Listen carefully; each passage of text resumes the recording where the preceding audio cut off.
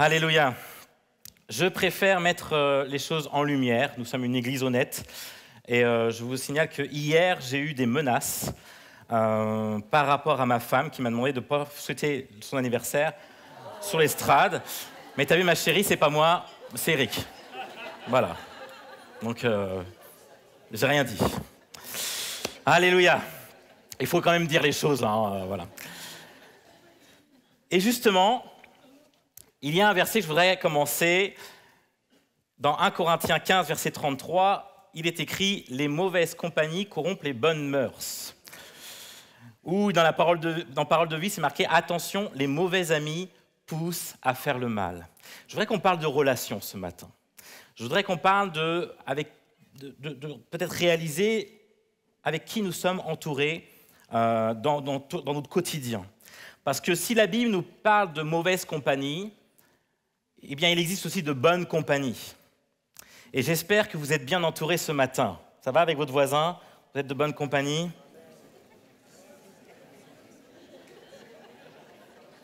Ça a l'air. Mais, par ce verset, nous comprenons facilement que les relations que nous entretenons ont une grande importance. Et dans chaque domaine de notre vie, cela est important. Mardi, nous avons parlé que la langue peut bénir, que la langue peut détruire, que notre témoignage et le fait de parler de Jésus autour de nous a une importance. Et je vous invite vraiment à venir le mardi, c'est aussi des temps de bénédiction. Nous sommes influencés par les gens qui nous entourent. Que tu le veuilles ou non, les gens qui nous entourent nous influencent. On peut tomber sur une personne dans notre entourage qui peut nous tirer vers le bas et nous éloigner de Dieu. Mais nous pouvons aussi tomber sur une personne qui va nous encourager et nous aider à entrer dans les plans divins pour nos vies. Le titre de mon message, c'est « Développe des relations qui stimulent ta foi ». Je vais prier. Seigneur, alors que nous sommes là ce matin, alors que nous avons vécu un bon moment dans ta présence, nous voulons être attentifs à ta voix, nous voulons être attentifs à ta direction.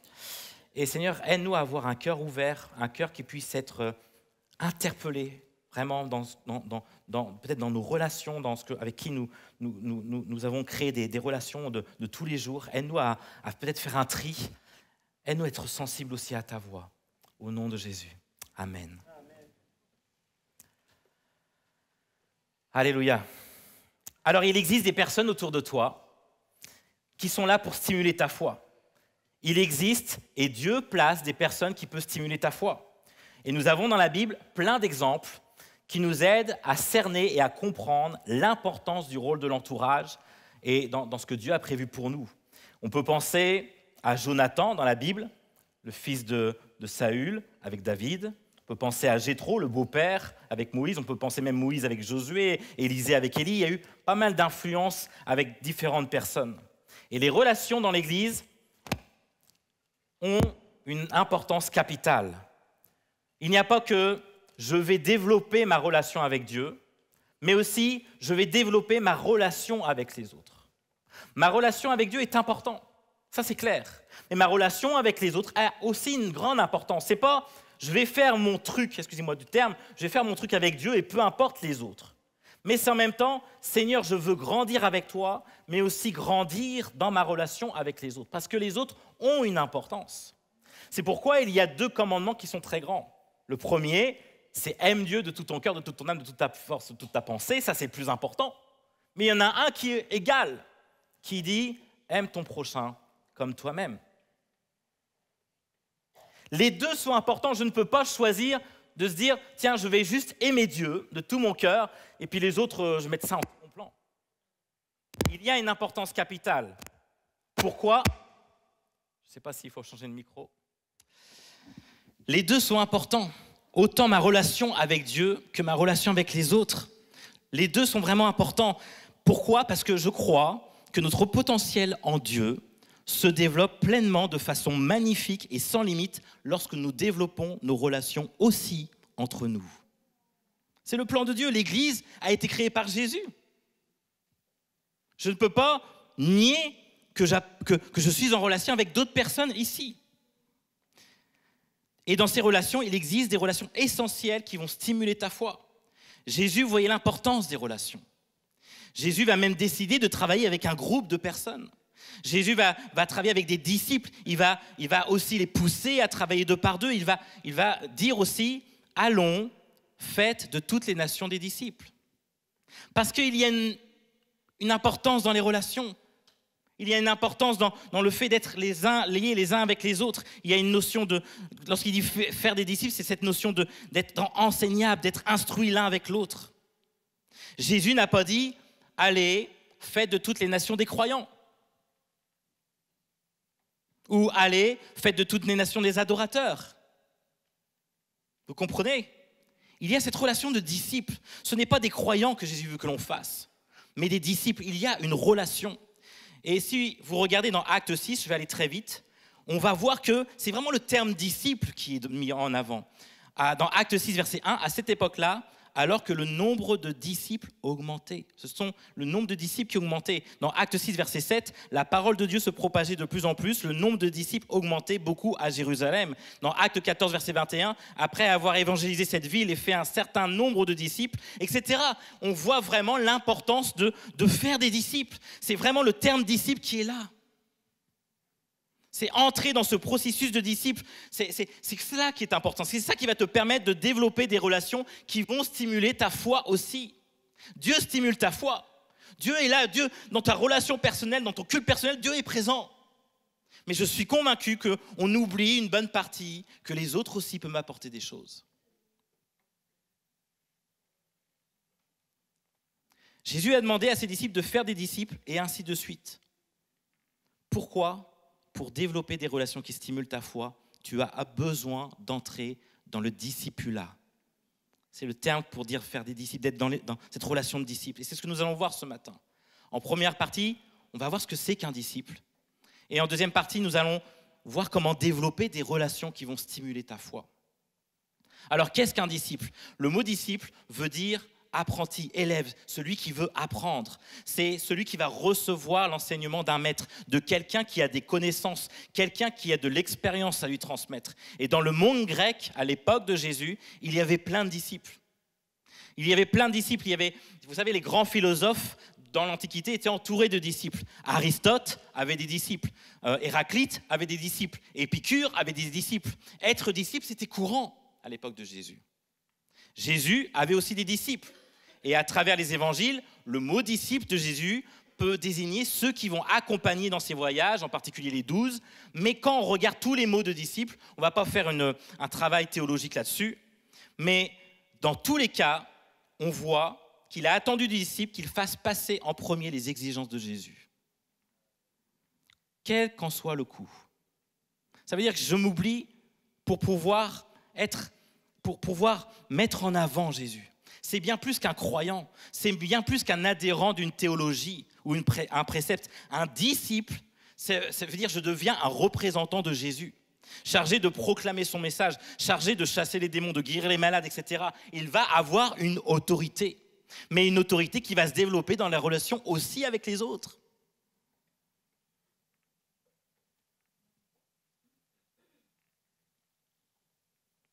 J'ai besoin de l'autre pour aller dans la bonne direction. Je vois dans la parole l'exemple de Paul qui va reprendre Pierre. Vous savez, Pierre, celui qui a marché sur l'eau, celui qui a vu Christ ressusciter, celui qui a vu des choses extraordinaires avec Jésus, Paul va le reprendre. Paul va prendre le temps de le remettre à sa place parce que Pierre avait peur du jugement des hommes, avait peur de ce qu'on allait dire de lui. Et Paul va prendre le temps de le reprendre. On ne va pas prendre le temps de lire ces passages, mais c'est dans Galates 2.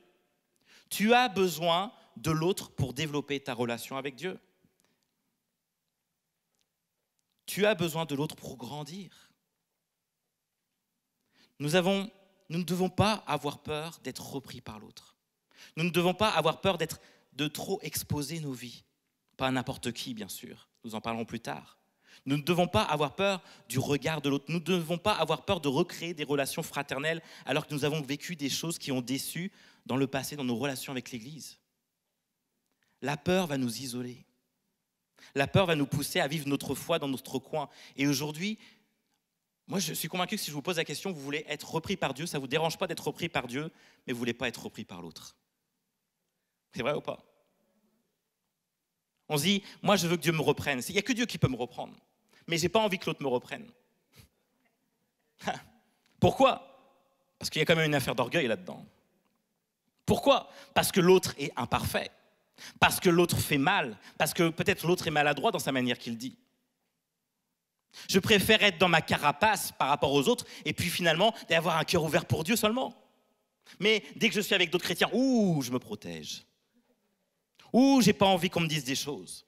Il n'y a que Dieu qui peut me dire des choses. Il n'y a que Dieu qui peut me reprendre. Combien de fois j'entends cela? C'est comme ça, il y a un sentiment d'être plus libre. Je me sens plus libre. Comme ça, c'est vrai, j'ai mal vécu des choses dans mon passé, dans mon église. Ça m'a fait mal. Maintenant, je me fais une carapace.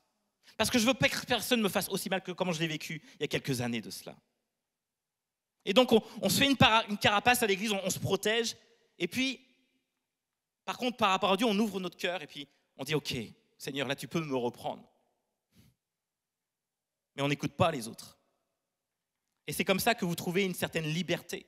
Et c'est une parole pour quelques-uns d'entre vous ici. Je fais comme j'ai envie, personne ne m'embête. Je n'écoute que Dieu et lui seul peut me reprendre.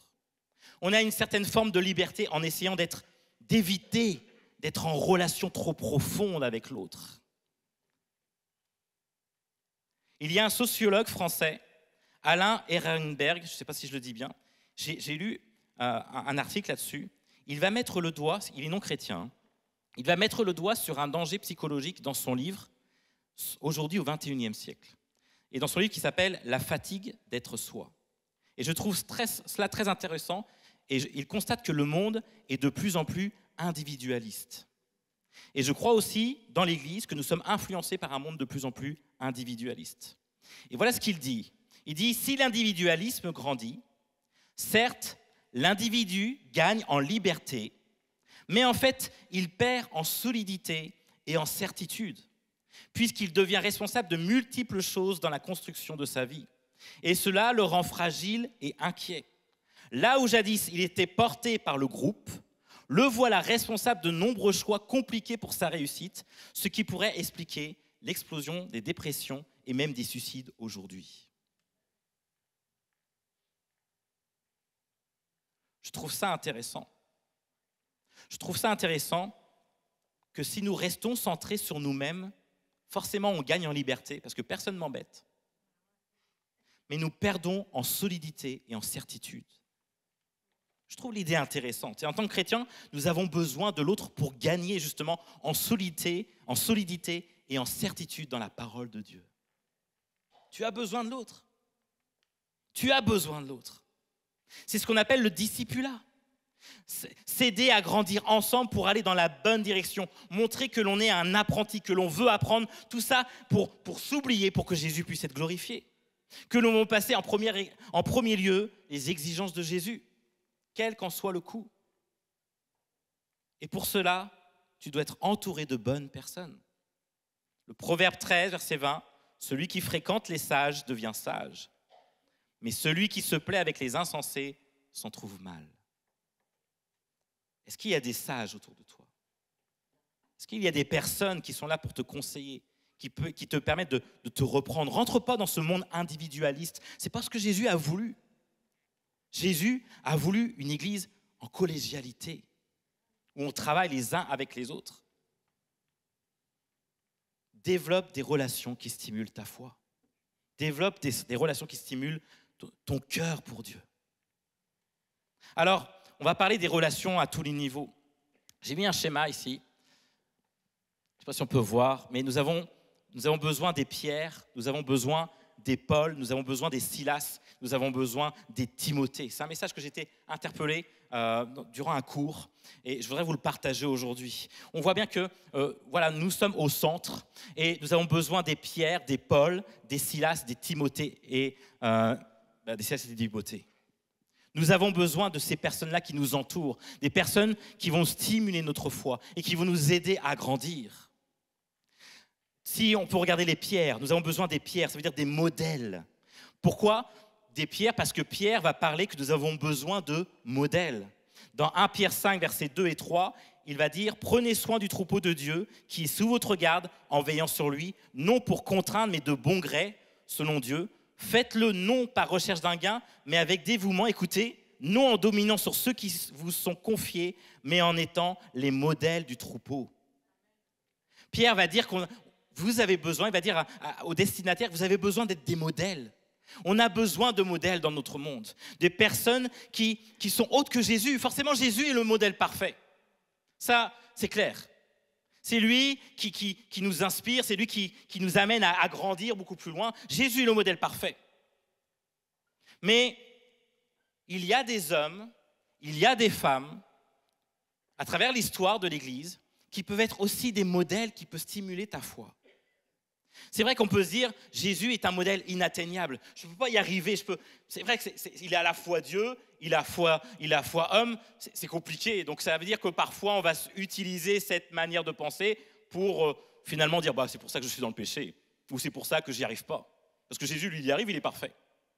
Mais à travers l'histoire, si vous comprenez bien, à travers l'histoire, il y a des hommes et des femmes qui sont là pour stimuler ta foi et qui se disent, eux, ils ont réussi.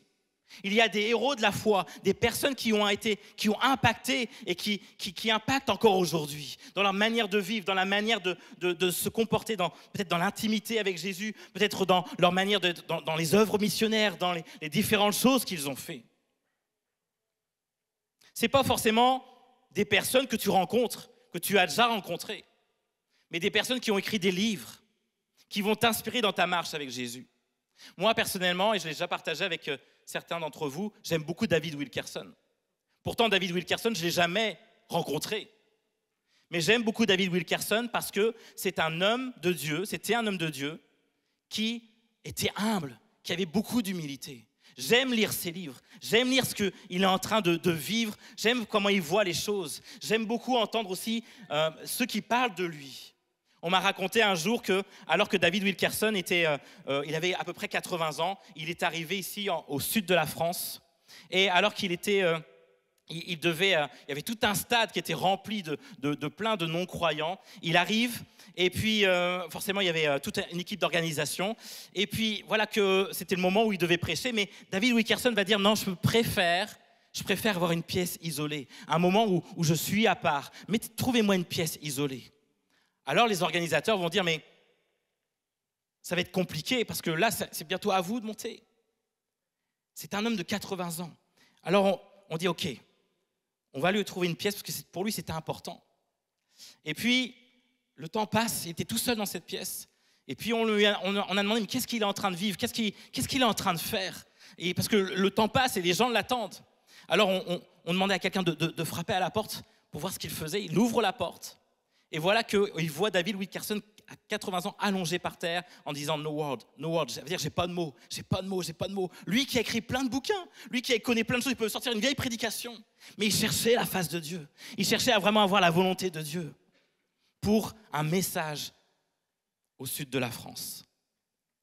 Et ils ont attendu comme ça quelques temps et il est sorti de la pièce et il a dit c'est bon, j'ai le message. Et il a prêché et il y a eu je ne sais pas combien de milliers de conversions à ce moment-là. C'est sûr, Jésus est le modèle parfait. Mais il y a des hommes et des femmes qui ont écrit des choses qui peuvent t'inspirer aussi dans ta relation avec Jésus. Des personnes qui peuvent t'impacter à grandir avec lui. J'aime David Wilkerson pour son humilité. Mais je lis aussi d'autres livres. Je ne lis pas que du David Wilkerson. Je lis d'autres auteurs qui m'impactent, qui m'inspirent, qui m'interpellent. On peut avoir plusieurs modèles qui peuvent t'aider à grandir. Nous avons besoin de modèles, nous avons besoin des pierres. Nous avons aussi besoin des Pauls. Et dans le terme Paul, c'est des pères ou des mères spirituelles. Pourquoi ? Parce que Paul va se considérer dans un de ses passages comme un père. Il va dire, après avoir passé quelque temps à Antioche, Paul se mit en route dans Actes 18 et parcourut successivement la Galatie et la Phrygie en fortifiant tous les disciples. Il va prendre du temps à fortifier, être comme un père pour les disciples. Et dans 1 Thessaloniciens, voilà ce qu'il est écrit. Vous savez aussi que nous avons été pour chacun de vous ce qu'un père est pour ses enfants. Paul se considère comme un père pour des croyants. pour des disciples. Ce n'est pas une question d'âge, mais une question de maturité. Paul va même être un père pour Timothée. Alors, quelle est la différence entre modèle et père? Le père, c'est celui qui est en relation avec l'autre. Celui avec qui tu peux prendre du temps, avec qui tu partages. Un père, c'est quelqu'un avec qui tu as une relation de confiance. Et on dirait comme ça que je suis quelqu'un de parfait. Détrompez-vous. Ma femme peut vous dire je suis loin d'être parfait. C'est une blague, hein. Vous devez rire à ce moment-là, mais c'est pas grave. Mais en fait, pour vous dire que moi j'ai besoin de pères. Et aujourd'hui encore j'ai des pères. J'ai toujours eu des pères qui m'ont aidé spirituellement, des personnes avec qui je vais les voir en disant mais ça j'y arrive pas. Qu'est-ce que tu ferais dans cette situation? C'est pas parce que je suis pasteur que je n'ai pas besoin d'avoir un père spirituel avec qui je peux échanger, avec qui je peux partager. On a besoin de personnes avec qui tu prends du temps, avec qui tu sens que tu n'es pas jugé. Quelqu'un qui est digne de confiance, des personnes qui, grâce à leur expérience, grâce à leur expertise, ils seront plus à même de nous prodiguer de bons conseils face aux diverses situations que nous pouvons rencontrer. Des personnes qui sauront discerner notre potentiel et vont le valoriser. Des personnes qui ont une lecture spirituelle des choses et qui arrivent à déceler tes dons, tes talents et qui nous poussent vers le haut. Des personnes qui vont nous éviter les fausses doctrines. Des personnes qui vont nous éviter les erreurs causées dans les générations précédentes. Des personnes ancrées solidement dans la parole de Dieu. Tu as besoin de pères spirituels. Pour les hommes, je vous encourage d'avoir un père. Pour les femmes, d'avoir une mère spirituelle. Des personnes à qui tu sais que tu peux avoir une relation de confiance. Ça m'arrive d'aller voir Eric, de dire, moi, qu'est-ce que je fais dans cette situation? Ça m'arrive de demander des conseils, parce que je ne sais pas, je suis qu'un humain. Mais ça me permet d'être plus solide dans mes choix. Des personnes qui sont là pour nous encourager. Des personnes qui sont là pour nous soutenir. Des personnes qui sont là pour nous pousser à maximiser nos compétences, à développer nos potentiels. C'est le cas de Paul et de Timothée. Paul va exhorter Timothée à persévérer, à ne pas négliger ses dons, à travailler ses dons, à les parfaire. J'ai vraiment cette image, vous savez, souvent quand on est blessé, j'ai vraiment cette image d'un arbre qui est cassé avec la tempête. Vous savez, un arbre qui est fragilisé ou qui est plié par la tempête. Eh bien, qu'est-ce que l'on fait pour remettre l'arbre? On va mettre des tuteurs. On va planter des tuteurs qui sont plus solides et qui va être attaché à l'arbre qui est peut-être brisé, qui a peut-être flanché avec le vent. Et on va attendre que l'arbre soit plus solide. Et je pense que c'est la même image qu'on a besoin. Je sens aujourd'hui qu'il y a des personnes qui ont des blessures profondes dans leur vie, qui sont tellement profondes qu'ils n'osent même pas le partager. Et qui disent, moi je préfère vivre ma vie avec Dieu. Je préfère être tranquille et ne pas m'occuper des autres. Mais tu es blessé. Tu as besoin de tuteurs, de personnes qui sont là, qui sont dignes de confiance et qui sont là pour t'aider à te redresser et à grandir et à être ancré en Jésus plus profondément. Amen. Si on revoit le schéma, nous avons besoin donc de personnes qui vont nous tirer vers le haut, des pierres, des modèles qu'on n'a pas forcément rencontrés. Nous avons besoin des Pauls, des personnes qui sont comme des pères ou des mères spirituelles, mais vous avez vu qu'il y a des flèches de chaque côté, des Silas. Et des Silas, on a besoin aussi des Silas. Ce sont des frères et des sœurs spirituelles. Dans Actes 21, verset 4, j'aime beaucoup ce passage. Voilà ce que Paul va dire. Voilà une histoire par rapport à Paul. Nous trouvâmes les disciples et nous restâmes là 7 jours. Les disciples, poussés par l'Esprit, disaient à Paul de ne pas monter à Jérusalem. Vous avez remarqué que ses disciples lui ont conseillé de ne pas monter à Jérusalem. Certainement que Paul voulait aller à Jérusalem, certainement que Paul était motivé, certainement qu'il était boosté. Il dit, moi je veux aller à Jérusalem. Peut-être que Dieu lui a dit de ne pas aller à Jérusalem. Et que Paul n'a pas pu écouter, je ne sais pas pour quelle raison. Mais ce sont des frères qui l'ont aidé en disant non, n'y va pas parce que tu risques un danger. Et si je parle de Silas, c'est que Silas était quelqu'un qui accompagnait Paul durant ses voyages. Silas était quelqu'un qui était là avec lui, qui l'accompagnait. Ce sont des frères qui avançaient. Et nous avons besoin de Silas, des frères et des sœurs que nous prenons du temps à prier ensemble, à avancer ensemble, à marcher ensemble. Ce n'est pas un père, ce n'est pas quelqu'un qui a une certaine autorité ou qui peut te dire des choses. Ce n'est pas la même relation d'avoir un père spirituel, mais un frère avec qui tu grandis ensemble, avec qui tu avances ensemble, que tu prends du temps dans la prière, que tu prends du temps à vous soutenir mutuellement dans la prière, peut-être aussi à vous amuser. Il n'y a pas que la prière. Mais mes beaux-parents sont là et ils savent très bien que combien de temps on a pris du temps dans la prière avec des personnes au Havre où je prenais tous les lundis. Ce n'est pas pour me glorifier. C'est pas pour me glorifier. Mais je prenais tous les lundis pendant 3 ans. On prenait du temps, j'avais des frères et des sœurs en Christ. On prenait du temps dans la prière, on cherchait la face de Dieu. Et en fait, plus on priait, plus notre relation les uns avec l'autre fortifiait. Et combien de fois je me suis retrouvé dans ces temps de prière, alors que ce n'était pas une réunion de prière organisée par l'Église. C'était des temps parce qu'on s'est dit ensemble, à la fin d'un anniversaire, on s'est dit, il faut qu'on fasse plus pour la ville du Havre. Et comme on en a dit, à 2h du matin, après la fête d'anniversaire, on s'est dit avec nos amis, on va commencer par prier. Et on a commencé par prier un lundi, et ça a duré pendant 3 ans. On cherchait la face de Dieu. Et c'est des moments où je me suis fait porter, c'était des frères et des sœurs où j'ai toujours d'ailleurs une relation de confiance avec eux. Et je me rappelle des moments où parfois j'étais à genoux en pleurs, où j'avais besoin d'eux et ils me soutenaient. Et aujourd'hui, la plupart des frères et des sœurs ont des responsabilités dans l'église. On grandit, il y en a certains qui sont devenus pasteurs, et quand je les vois, c'est heureux de les voir parce qu'on a grandi ensemble. On a besoin d'avoir des Silas, des personnes à côté de toi qui vont t'aider à grandir.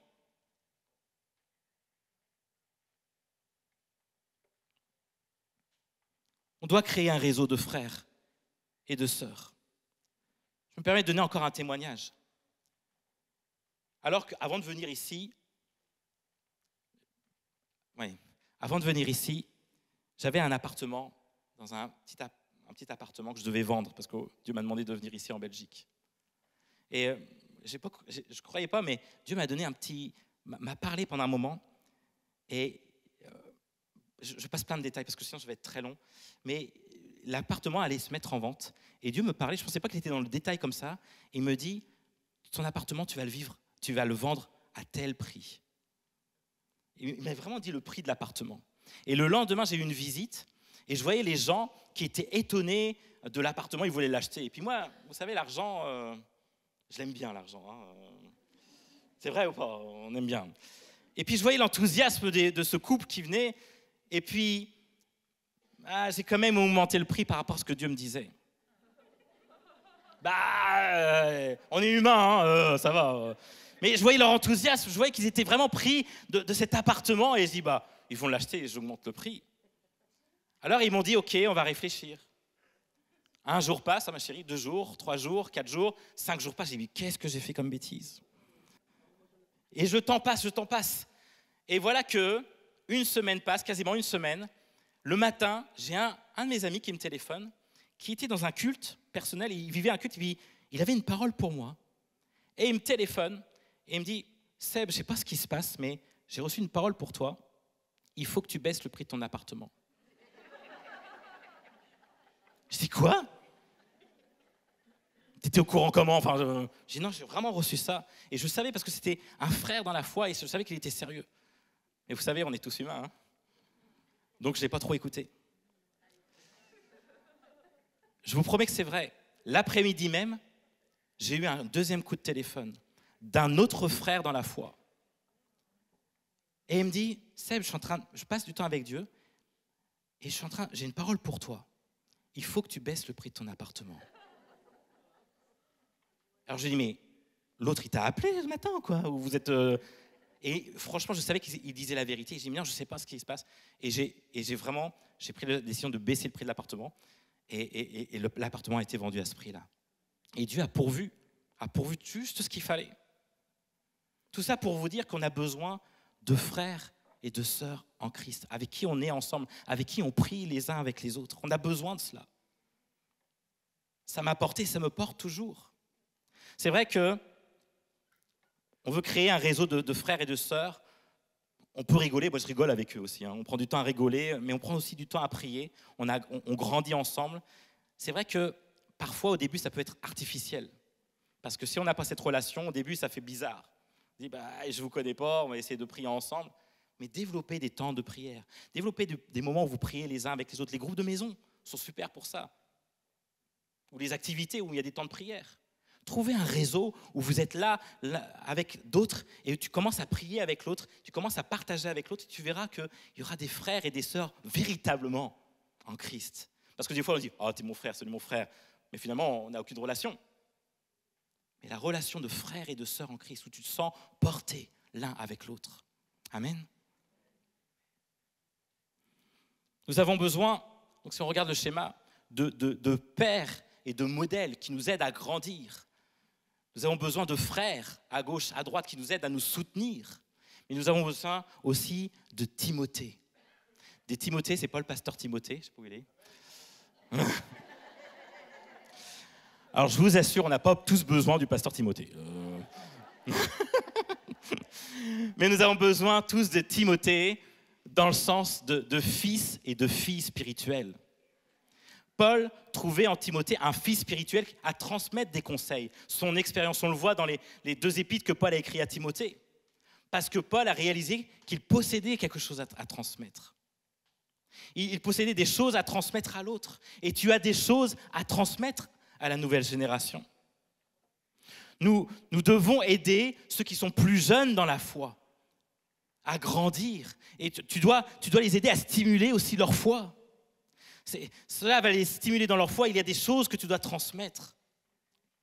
Parfois, j'ai des personnes qui posent des questions. Il y a des jeunes qui m'envoient des messages, des trucs, même des questions théologiques, parfois des versets où tu prends du temps en disant écoute, on va prendre une semaine, laisse-moi une semaine pour réfléchir. Mais ils ont besoin d'aide. Ils ont besoin d'être stimulés dans leur foi. Des personnes qui ont besoin qu'on prie ensemble, qu'on prenne du temps, qui ont besoin que l'on soit comme des pères spirituels pour eux. Nous sous-estimons le trésor que nous avons. Nous sous-estimons le trésor que nous avons.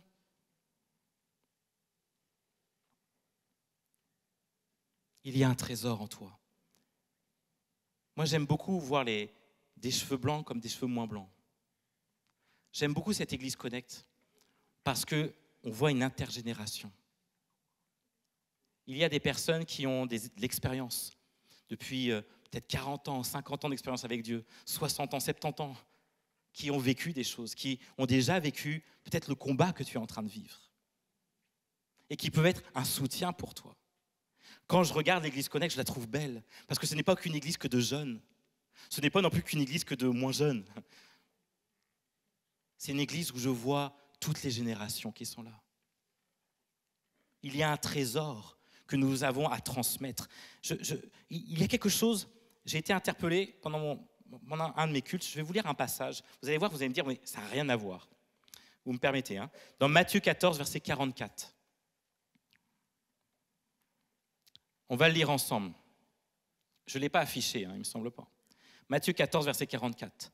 Le royaume des cieux ressemble, c'est Jésus qui parle, ressemble à un trésor caché dans un champ.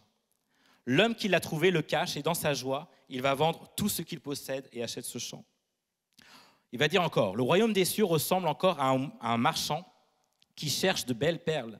Lorsqu'il a trouvé une perle de grande valeur, il est allé vendre tout ce qu'il possédait et l'a acheté. Il va dire encore, le royaume des cieux ressemble encore à un filet jeté dans la mer qui ramène des poissons de toutes sortes. Quand il est rempli, les pêcheurs le tirent sur le rivage et s'asseyent. Puis ils mettent dans des paniers ce qui est bon et jettent ce qui est mauvais. Il en ira de même à la fin du monde. Les anges viendront séparer les méchants avec les justes et les jetteront dans la fournaise de feu. Il y aura des pleurs et des grincements de dents. Jésus leur dit, « Avez-vous compris tout cela ?» « Oui, Seigneur, répondirent-ils. » Au verset 52, il leur dit, « C'est pourquoi tout spécialiste de la loi instruit de ce qui concerne le royaume des cieux ressemble à un maître de maison qui tire de son trésor des choses nouvelles et des choses anciennes. » Alors là, vous allez me dire, « Seb, tu as changé de message. On parlait de disciples, on parlait de Timothée. » Non, Regardez au verset 52, je ne sais pas si on peut l'afficher, oui il est là. Et il leur dit, c'est pourquoi tout spécialiste de la loi instruit de ce qui concerne le royaume des cieux. On parle ici, si on prend le terme grec, j'étais vraiment interpellé, c'est le terme disciple. C'est-à-dire qu'on peut remplacer ce passage par dire, c'est pourquoi tout disciple qui connaît des choses sur le royaume des cieux ressemble à un maître de maison qui tire de son trésor des choses nouvelles et des choses anciennes. Et ça veut dire quoi? Ça veut dire qu'à la suite de cela, Jésus va parler de 3 paraboles. Il va parler du parabole du trésor caché, où il va dire où Jésus est l'homme qui va tout vendre, tout ce qu'il possède, et pour acheter un champ dans lequel il y a un trésor. Et le trésor si merveilleux que Jésus donnerait tout pour acheter, c'est chacun de nous. Il va tout vendre. Et ça montre vraiment l'amour que Jésus a à vouloir récupérer ce trésor. Il va parler de cette première parabole. Je parle moins vite parce que je sens que je parle trop vite. La deuxième parabole, encore une fois, on voit Jésus qui est l'acheteur et le croyant qui est la perle, qu'il considère comme si précieuse. Et il va tout faire pour avoir cette perle et ce trésor incroyable. Tout ça pour vous dire que Jésus, il va prendre tout ce qu'il a, il va réaliser l'importance que nous sommes, ce trésor, il va tout faire pour y arriver. Et celui qui comprend ça, celui qui est instruit, celui qui comprend ce que c'est que le royaume des cieux, il a des choses à transmettre. Il dit, tout spécialiste de la loi instruit dans ce qui concerne le royaume des cieux, ce que tu as compris de ce que Jésus a fait pour ta vie, ressemble à un maître de maison qui tire de son trésor des choses nouvelles et des choses anciennes. Il y a des choses dans ta vie, tu as réalisé ce trésor de qui Jésus a fait pour toi, alors tu ne dois pas le garder pour toi. Si toi tu as compris tout ce que Jésus a fait, comment il a payé un grand prix pour te sauver, comment tu es pour lui une perle, alors que pour toi tu es une boue, alors que pour lui tu es un trésor, alors que toi tu penses que tu n'es rien. Tu as réalisé ça. Ça veut dire que tu as réalisé ce trésor qui est en toi. Alors tu as cette responsabilité de transmettre ce trésor à d'autres. Je suis dur, hein? Il y a une richesse en toi. Il y a un trésor à communiquer. Il y a des choses nouvelles et des choses anciennes que l'on peut tirer de ce trésor. Il y a des trésors que nous avons appris pendant des générations ou pendant notre expérience, qui doivent être transmis à la nouvelle génération. Il y a des choses nouvelles qui doivent être transmises à la nouvelle génération, des choses anciennes aussi. L'Église, c'est l'équilibre entre les choses anciennes et les choses nouvelles. Si on reste trop focalisé sur les choses anciennes, l'Église va mourir. Mais si on est focalisé à la fois sur des choses anciennes et des choses nouvelles, on a une Église qui grandit avec le temps. Et il y a un trésor que tu peux transmettre à travers des choses nouvelles et des choses anciennes. Amen. Il y a dans ta vie des choses à transmettre à Timothée. Il y a des Timothées qui ont besoin de toi. Quand je prends du temps à visiter les personnes âgées, je vois les personnes âgées, comment ils ont vécu des choses dures parfois. Et je leur dis, mais pourquoi tu ne transmets pas ça à d'autres? Pourquoi tu ne prends pas le temps? Oh, ça n'intéresse pas les autres. Mais ça intéresse ce que tu es en train de vivre, ce que tu as vécu avec Jésus dans toute ta génération, dans toutes les années avec Dieu. Ça intéresse de transmettre à la nouvelle génération. Tu as besoin de stimuler la foi des autres. Tu as besoin d'être entouré de personnes qui stimulent ta foi. Amen. Alors, je vais terminer par cela et je vais demander au groupe de louanges de monter. Oui, Spurgeon disait, c'est vrai. Spurgeon disait, un disciple ne se lasse pas de ce qui est vieux, il n'a pas peur de ce qui est nouveau. Tu dois entrer dans la vie de disciple. Jésus veut que nous soyons des disciples. Il ne veut pas que nous soyons des croyants, mais des disciples. Il ne veut pas que nous soyons des adhérents, mais des disciples. Tu as besoin d'être entouré de personnes qui stimulent ta foi. Tu as besoin de modèles. Tu as besoin de pères ou de mères. Tu as besoin de frères ou de sœurs. Et tu as besoin aussi d'avoir des fils et des filles spirituels à qui transmettre ce trésor. Je peux prier pour vous, on peut se lever ensemble ?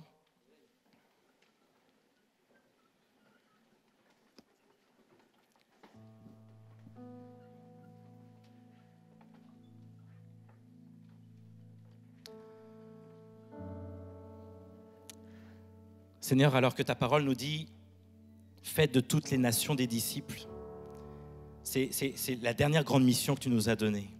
Et tu as dit aussi que tu étais avec nous tous les jours, jusqu'à la fin des temps, pour nous soutenir dans ce temps qui n'est pas évident.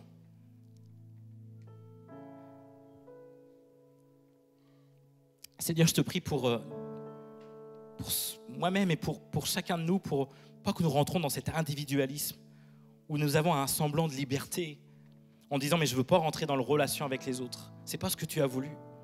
Tu as voulu une église. Tu as voulu dans cette église d'avoir des pères, des mères spirituels, des frères et des sœurs spirituels, des fils et des filles spirituels. Aide-nous à sortir de notre égoïsme.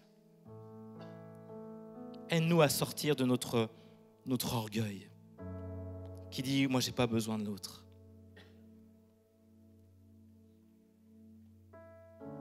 Seigneur, nous avons besoin de toi, mais nous avons aussi besoin des autres, Père.